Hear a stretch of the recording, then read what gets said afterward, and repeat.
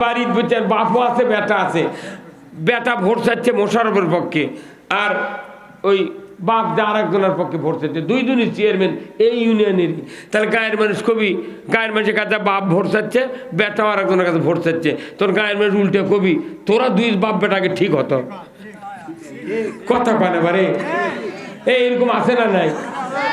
বাপ একজনের কেনবে বেটা আর একজনের, তার গায়ের মানুষ অবশ্যই কবি তোরা আগে ঠিক করে আমাকে ভোট দেওয়ার আগে তোরা ঠিক হয়। উমার ফারুক ওই নইমের কথা শোনার মাথা ঘুরে গেছে, কে রে আমি যার কাল্লা কাট পেরে যাচ্ছি ওরই হাতে হাত দিয়ে তুই আমার বোন আর ভগ্নিপতি ইমান আনে, তাহলে আমার বাঁচে থাকতে মরাই ভালো। উনি খেপে এই দিক না যা চলে গেছে বোনের বাড়ি মিলে যাচ্ছে, যাইতে যাইতে বোন আর ভগ্নিপতির বাড়ির নিকটবর্তী দাঁড়ানোর সাথে সাথেই ভিতর থেকে আওয়াজ চলে আসলো কোরআনুল কারীমের সূরা তোহার 124 নম্বর আয়াত উমারের কানে ধাক্কা দিতে থাকলো। আয়াতটা হলো ওমান আরাদান যিকরি ফাইন্না লাহু মাইশাতান দনকা ওয়া নাহশুরুহু ইয়াউমাল কিয়ামাতি আমা। আমার আল্লাহ কোরআন বলছে, রে দুনিয়ার মানুষেরা এই কোরআনের নসিহত, কোরআনের ওয়াজ মাহফিল, কোরআনের বক্তৃতা এইগুলি শোনার পর যদি তোমরা মুখটা আবার টান করো, বিপরীত মুখে চলো, তুমি যদি কোরআন মেনে না নাও, রসুলের আদর্শ যদি মেনে নাও, তুমি যদি ভিন্ন দিকের পথ চলো, আমার আল্লাহ বলেছেন তোমাদের জন্য দুনিয়ার জীবিকা আমি সংকীর্ণ করে দেব। শুধু তাই নয়, কিয়ামতের দিন তোমাদেরকে আমি রব্বুল আলামিন অন্ধ করে উঠাবো। অন্ধ হবি যারা কোরআন মানবে না, কিয়ামতের দিন তারা অন্ধ হয়ে উঠবি, অন্ধ। এই কথা শুনে উমার আরো খেপে গেছে, কিরে আরবের লোক তো শুনলি তো মানে বুঝে পারছে, আরবের লোক যে তখন দইরা বাড়ির মধ্যে যা ওই বোন আর ভগ্নিপতি আচ্ছা তোর তরবারির পিঠ দিয়ে সমানে পিঠ পেল লেগেছে। ভাই রে ভাই বুনুক পিটিচ্ছে, কিছু তো নেই মানে লুক এখনো বাদ দে। মারতে মারতে মারতে এক পর্যায়ে বোনের স্বামীর মাথার উল্টা পিঠের তরবারির আঘাত লেগে ফিনকিতে রক্ত ফ্রাত করে বাইরে হয়ে গেছে। তখন বাইরে হয়ে গেছে, তখন বোন জোরে দা উমার চাপে ধরছে, ভাই রে তুমি আমাকে মেরে মেরে শহীদ করে দাও, আমার স্বামীকে তুমি মেরো না, তোমার কি দয়া হয় না? এই যে দেখো না মাথাতে আঘাত লেগে ফিনকিতে রক্ত বেরিয়ে যাচ্ছে, তোমার কি দয়া হয় না? উমার যখন রক্ত দেখেছে সাথে সাথে আল্লাহ তাআলা ওই ফাঁক বুঝা অন্তরের ভেতর মহব্বত পয়দা করে দিয়েছে, ভালোবাসা পয়দা করে দিয়েছে। উমার বলছে, বোন রে ভুল করেছি বোন, তোমরা কি পড়ছিলে আমার হাতে দিয়ে দাও আমি একটু দেখি তোমরা কি পড়ছিলে। সাথে সাথে আল্লাহ তাআলা আরো ভালোবাসা পয়দা করে দিলেন। ওনার বোন বললেন, ফাতেমা ভাইরে তুমি তো মুশরিক, তুমি অপবিত্র, তুমি তো পবিত্র নও, নাজাসাত, তুমি গোসল করো পবিত্র হও, তারপরে খণ্ডটি দিয়ে দেব। এর আগে তোমার হাতে কোরআনের খণ্ডটি দেওয়ার শক্তি কারো নাই, জোরে বলুন না ঠিক কিনা। বোন বলল গোসল করো, উমার গোসল করানো হলো, তারপরে খণ্ডটি দেওয়া হলো। উমার আরবের লোক পড়তে থাকলো, ওমান আরাদা আন যিকরি ফাইন্না লাহু মাইশাতান দনকা ওয়া নাহশুরুহু ইয়াউমাল কিয়ামাতি আমা। জোরে কন্না আল্লাহু আকবার। উমার বুঝতে পারলেন, একবার শুনলেন একবার পড়লেন, তখনই বললেন, বোন আর দেরি করো না, দুলে ভাই আর দেরি করেন না, আমাকে নিয়ে চলেন বিশ্ব নবীর দরবারে। বলে কেন যাবে?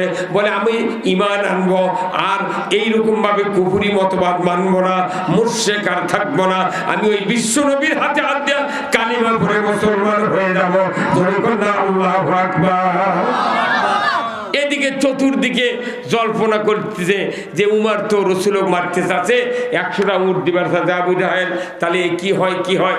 এমন সময় রসুল বসে আছেন তার বাসভবনের আগে, অনেকগুলি সাহাবীদেরকে নিয়ে উনি মাতাবের ভেতর দিয়া সাফা মারওয়ার মাঝখান দিয়ে চলে যাচ্ছেন, আবু জাহেলের বাড়ির সামনে দিয়ে চলে যাচ্ছে রসুলের দরবারের দিকে। এমন সময় সাহাবীরা উমারের চেহারা দেখা মাত্রই দাঁড়িয়ে গিয়েছে। হুজুর গো ভেতরে থাকেন, আপনার কোনো টেনশন নাই, আমাদের বুকে এক ফোঁটা রক্ত থাকা পর্যন্ত উমরকে আপনার পর্যন্ত আসতে দেব না, কারণ উমর আসতে তরবারি নিয়ে হয়তো আপনাকে হত্যা করবে, শহীদ করে দিবে। আমাদের জীবন থাকা পর্যন্ত উমরকে পুষতে দেওয়া হবে না। সবাই টেনশন, সবাই তখন উত্তেজিত। রসুল বললেন উত্তেজিত হয়েও না। বলে না হুজুর, ওর যা আশফাল দেখতেছি হয়তো এখানে এসে অঘটন ঘটাবে। রসুল বললেন একটু থামো, বুঝতে দাও। আল্লাহর নবী একবার আরশের নিচে আরশের দিকে তাকালেন, জিব্রাইলকে আল্লাহ পাঠিয়ে দিয়ে বললেন জিব্রাইল যাও, যাও রে জিব্রাইল, ওই যে উমর যাচ্ছে তরবারি নিয়ে আর এই শক্তি নিয়ে রসুলের দরবারে যাচ্ছে, তুমি না রসুলকে বলো গত রাত্রিতে আমার হাবিব আবু জাহেল আর উমরের পক্ষে দোয়া করেছিলেন, আমি আল্লাহ উমরকে রসুলের দলের জন্য কবুল করেছি। সেই ফুলেরই রৌশানিতে আরশ কুরসি রৌশান, সেই ফুলেরই রং লেগে আজ ত্রিভুবন জালা, সাহারাতে ফুটল রে ফুল রঙিন গোলে লা লা, সাহারাতে ফুটল রে ফুল। জোরে কর মারহাবা। চীনের রসিক ভ্রমর বুলবুল, সেই ফুলের ঠিকানাই, কেউ বলে হযরত মুহাম্মদ, কেউ বা কামলে ওয়ালা, সাহারাতে ফুটল রে ফুল রঙিন গোলে লা লা, সাহারাতে ফুটল রে ফুল। জোরে কন্যা মারহাবা। উমর ফারুক একবার শুনলেন, একবার পড়েছেন, তাতে আল্লাহর দিন কবুল করার জন্য পাগল হয়ে গেছে। আল্লাহু আকবার। আর আমার দেশে একজন মানুষ প্রতি বছরে কমপক্ষে 20টা করে সভা শোনে। ঘুম পারলে হবে? জগৎ পানি দিয়ে আসেন। আগস্টের 5 তারিখ থেকে সভা শুরু আছে, এখনো টুপিনি। তা আমাকে যে শক্তি আল্লাহ দিয়েছে, ওনাকে সেই শক্তি দেখেন না। 2টা গরু দিয়ে আপনারা গাড়ি বন্যে, এই যে ভ্যাবরা গাড়ি, কালীগ্রামের বহু লোক উঁট বারো ধান লেগে গেছে অনেক রাত্রে। আমরা দেখেছি তখন এত মোবাইল আসুন না, তখন মানুষ ওই খ্যার জ্বলে ছাই বানা ওরা সরষের তেলতে ধুরে দিয়ে দিচ্ছিল। এই থেকে গাড়ি জুড়ে আবার পরে 4 মাথা না পাতি ধুরো গরমে শুকে দা, আবার ডাকা শুরু হয়। তখন ওই কেউ কেউ করছে কি, কালো কচুর ডাঁটা বস্তাত করে লেছে, আর ওই উলা ছিল ফাঁক, ধুরা লোয়ার ধুয়া অনেক ফাঁক যা, তখন ওই দিয়ে যখন আবার ওই ধুরা শুকে দেওয়া ওই ডাকপার লাগা, তখন ওই কালো কচুর একটা ডাঁটা এঁকে করে ঢুকে দেয়। কচু তো লালফা, কি বুদ্ধি রে, কি কথা কি খারাপ কোনো এলে দেখেছি আমি গাড়ি বসি তো। ওই তখন মোবাইল আছে না, সরষের তেল দিয়া খ্যারের ছাই ওগুলো ওই ধুরার দিচ্ছ। এখন ওই মুয়াজ্জিনের বাড়ি কাজ দিয়ে গাড়ি যাচ্ছে, ভ্যাবরা গাড়ি কালীগ্রামের, তারপর কয়াকুঞ্জির গাড়িতে উঠবে হাটত। তার রাতের 12টার সময় কেয়ার কেরি ডাক উঁচে এত বোক করছে, কেরে তুই ডাক দিস নি, আজান মানে হয়ে গেল। তার কারণ কি, বসি ফালায় হা করা, খরা ফালায় মরা, আর মুয়াজ্জিনি করে তাঙ্কা ছাড়া। কথা কোন না? এই যে মুয়াজ্জিনি করে মোতাল্লিকের গাওতি লাগে না, ক্যাঙ্কার ঠেলা দে মুয়াজ্জিনিগিরি করার। মুয়াজ্জিন যদি একদিন এসার সময় নামাজ পড়ে কয়, মোতাল্লি সাহেব আমার এনা ফুবা শ্বশুরে কেন না বাসা, তা আপনি এনা ফজরে আদানটা দিবেন, আমি এনা ফুবা শ্বশুর দেখ পারতাম। মুয়াজ্জিন সাহেব আমার তো সময় নাই, দিনত খালি 5 ওয়াক্ত আদান দিতে আমার জীবন শেষ, তে আমি এসার নামাজ পড়ে যাচ্ছি, আবার কাল এসে জোহর ধর্ম। মোতাল্লি সাহেব মোতাল্লিকে চাবি দিয়ে মুয়াজ্জিন চলে গেছে। ওই মুয়াজ্জিন সারা রাতে 12 বার লেপে লেপে উঠছে। বউ করছে কি তোমাকে, তুমি লাফাও গে, করছে না রে মুয়াজ্জিন আমাকে চাবি দিয়ে গেছে না, আজান দেওয়া লাগবে। আমার কাছে চমকা চমকা হচ্ছে, যদি ঘুম বেশি ধরে তাহলে আজান দিবার পারবো না। তাহলে একদিন তোকে দায়িত্ব দিয়েছে যে না আজান দিও, তাই তুই 12 বার উঠেছ। আর দৈনিকই আদান দিচ্ছে, ছুটি নাই। তা আবার শুক্রবারে কেউ কেউ মুসল্লি যা ইনকে মসজিদের মাঝে ইনকে হাত দিয়ে ডলে আর কয় কেন খুসখুস করে কেন কথা কয় না কেন বা কি কয় খুসখুস করে মানে ওই মুয়াজ্জিনক তারাবি। আল্লাহ রসুল বলছেন হাদিস, আল্লাহ রসুল বলছেন তুমি যদি জীবনের গুনাহ মাফ করে নিতে চাও তাহলে মসজিদ পরিষ্কারের কাজে তুমি লেগে যাও। আল্লাহ রসুল ইব্রাহিম আলাইহিস সালাম কাবা শরীফের পরিষ্কারের কাজ করেছেন জানেন। আর আমাকে একটি মাকায় ওই জুম্মার মধ্যে পোলা খাবার দেয়, ওরাই পোলা খায় মাকে মুয়াজ্জিনক ধমক দিয়ে দিচ্ছে, হ্যাঁ তুমি তাড়াতাড়ি আসরে একদম মুছবে। আবার আমাকে দেশের মুসল্লিরা করে কি বাড়ির ওই বইয়ের সাথে গোলমাল লাগে, বুঝছেন, গোলমাল লাগে আছে জুম্মা দেশে মুয়াজ্জিনক আর ইমামক কোথায় কথা বলে কি মসজিদে যদি আপনি পাঁচটা মানুষের জায়গা যদি মুছে দেন আল্লাহ আপনার জীবনের সব গুনাহ মাফ করে দেবেন। এই হাদিস যদি আমরা বুঝতে পারতাম, মানতে পারতাম, প্রত্যেকটা মানুষ আবাদপুরের হাট থেকে এক মাস পর নতুন গামছা কিনে জহরের নামাজ পড়ে আসরের নামাজের সময় ফাইন করে মসজিদে আসার আগ দিয়ে ওই গামছা ভিজে ভালো পানি দিয়ে ধুয়ে সিপেলিয়া ভিজে অবস্থায় মসজিদ যা আপাতত একটা কাতার মুছে দিলেন বসে থেকে। কিন্তু মসজিদ মুছবে না, ঝাড় দিবে না, খালি মুয়াজ্জিনক চাপ দেয়। আবার মুয়াজ্জিন ইমাম যদি বেতন চায় কত হুজুর এত টাকা কি করবেন, বাপরে এত টাকা মানে এই 3000 টাকা মাস, তাই কই এত টাকা। আর প্রাইমারি মাস্টাররা 43,000 টাকা বেতন পাচ্ছে, তা ওরা মরে গেলে ওরকে বউ বেতন পায় 75 বছর। হ্যাঁ কথা কোন টাকা সরকারি অফিসাররা 32 বছর চাকরি করে, 32 বছর চাকরি করে, চাকরি গেলে গ্র্যাচুইটি পেনশন পাই 1 কোটি টাকা।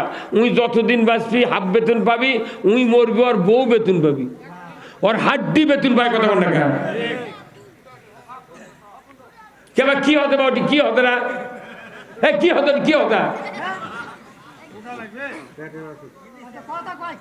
কি কারণে কথা কয়, এটা জনসভা হচ্ছে নাকি? পোলা করুক পাক, পোলা দেন সদা লবণ টবণ চাকো কথা কয়। হ্যাঁ কি বলতেছিলাম,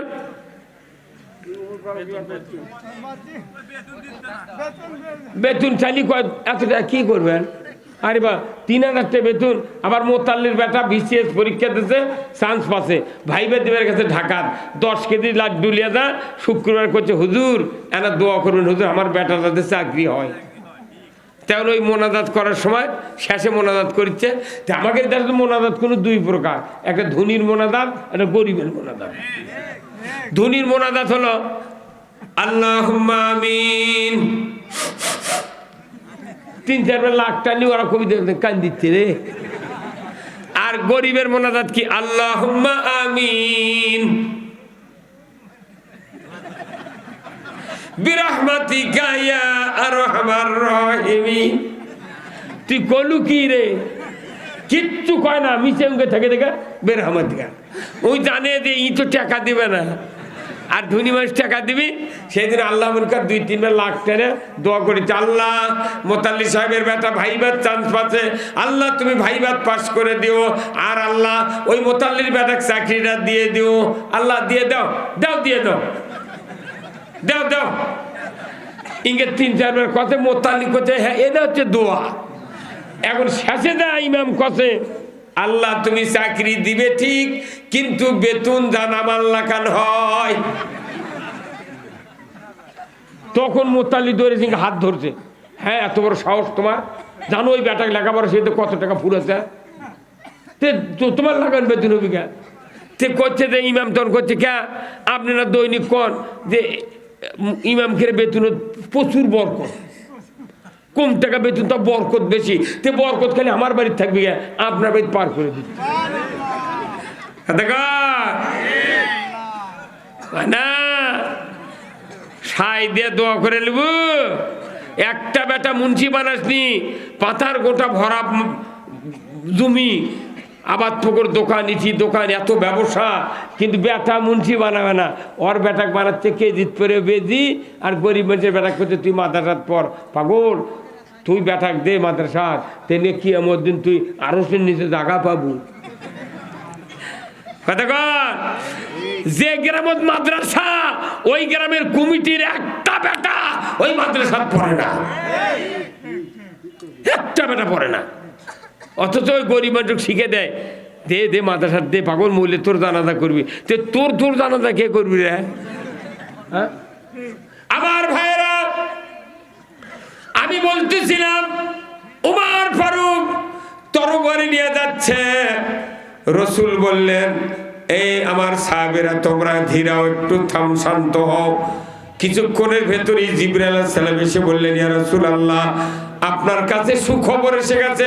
ওই যে উমর আসছে তরবারি নিয়ে, ওই উমর আজকে ওই তরবারি সহ তার শক্তি, তার মাথা আপনার পদতলে বিক্রয় করে দিবে। কারণ আপনি গত রাত্রিতে যে দোয়া করেছেন, ওই দোয়া আল্লাহ উমরের পক্ষে কবুল হয়েছে। জয় কন্যা মারহাবা।